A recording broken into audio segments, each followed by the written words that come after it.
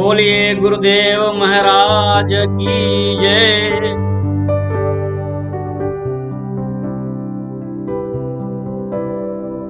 ज्ञानी मूढ़ न कोई, जेहि जस रघुपति करहि जस, सो तस तेहि छो। आज नारद बलि के बकरे बने हुए, क्योंकि नारद जैसा संत जो कि बैराग्य रूप है, जो कामदेव को जीत भी लिए हैं, परंतु आज भगवान श्री हरि की माया ने उनको अपने जाल फांस में फंसाकर उनको बलि का बकरा। आज नारद का उपहास हो रहा है। नारद जैसे संत जिनका नाम ही है नारद, अर्थात जो कह देते थे वो सत्य होता था, जो कह देते थे देवताओं को भी मानना पड़ता था। परंतु ऐसे नारद का हरि की माया की जाल फांस में उपहास का पात्र बने। अब उस सभा में बार बार बुलाते हैं, बार बार उचक जाते हैं, उठ के अपनी सीट पर बैठ जाते हैं, खड़े हो जाते हैं कि काश किस निपकन्या का मेरे ऊपर नजर पड़े। आखिर मैं हूं तो बहुत सुंदर, परंतु फिर भी मेरे पास से चली गई है। मेरा इतना सुंदर होने के बावजूद भी ये मेरे गले में अपना जयमाल नहीं डाली है। परेशान है नारद जी, हर की माया में जकड़े हुए परेशान है नारद जी। उसी बीच में हरे नृपतनु तहाँ गया कृपाला, कुंवर हर से मेले जय मौला। दुल्हन लाए गए लाछ निवासा, नृप समाज सब भयउ हताशा। इसी बीच में भगवान श्री हरि राजा का वेश बनाकर उपस्थित हुए और नृपकन्या विश्वमोहिनी ने बड़े प्रसन्नता के साथ इस राजा जो भगवान के रूप में है, भगवान जो राजा के रूप में है, तो नृपकन्या ने उनके गले में जयमाल डाल दिया और बहुत प्रसन्न हुई, बड़े प्रसन्नता के साथ जयमाल डाल। अब भगवान वैकुंठ निवासी श्री हरि अपने गले में जयमाल डलवाकर उस कन्या को लेकर चले गए और वहां पर उपस्थित सारा नृप समाज हताश हो।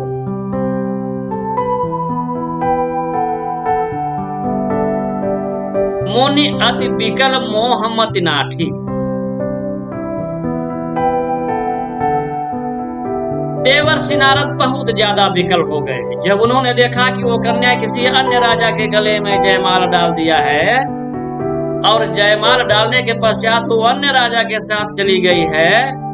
तो मुनि अति विकल, तो देवर्षि नारद अत्यंत विकल, अत्यंत व्याकुल हो गए, क्योंकि मोह मति नाठी, क्योंकि उनकी मति जो है वो माया के बस में थी। और कैसे व्याकुल हुए कि मन गिरी छूटी गई यही गांठी। जैसे मान लीजिए कोई व्यक्ति जो है अपने गांठ में बांधकर कोई मणि रखा हो और मणि गिरकर छूट जाए, गायब हो जाए, तो मणि के वियोग में वह व्यक्ति जैसे व्याकुल होता है, तो देवर्षि नारद आज ऐसे ही उस नृपकन्या के वियोग में व्याकुल। उनकी व्याकुलता देखकर तब हर गण बोले मुस्काई, निज मुख मुकुर बिलोक हो जाई। तब हरगन देवाधिदेव महादेव के वो दो गण लोग जो आज ब्राह्मण वेश में वहां उपस्थित है,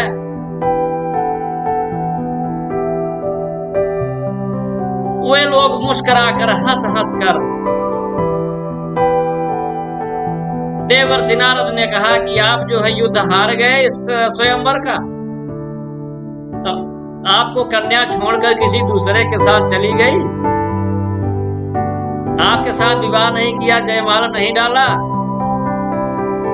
अरे भाई महाराज जी, आप हैं तो बड़े सुंदर, परंतु जाकर अपना ये चेहरा, अपना ये मुखौटा शीशे में देखिए कि आपकी सुंदरता कितनी, आप कितने अच्छे लग रहे हैं, कितने प्रसन्नचित हैं। आपको आखिर में क्यों जो है नृपकन्या ने जयमाला नहीं डाला। और इतना कहकर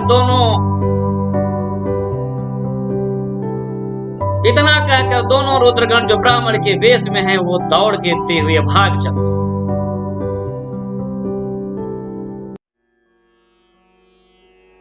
और देवर्षि नारद उठकर वहीं समीप में जल रखा हुआ था, उसी जल में उन्होंने अपने मुखौटे को देखा।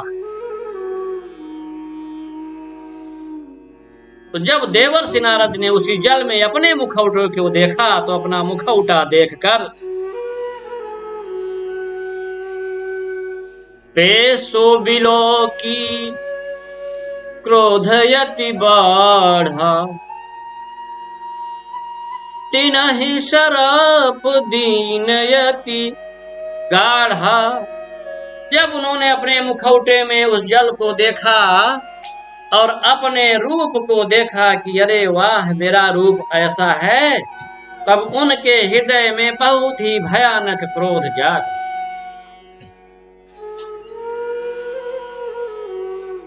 और अपने क्रोध को काबू में नहीं रख पाए।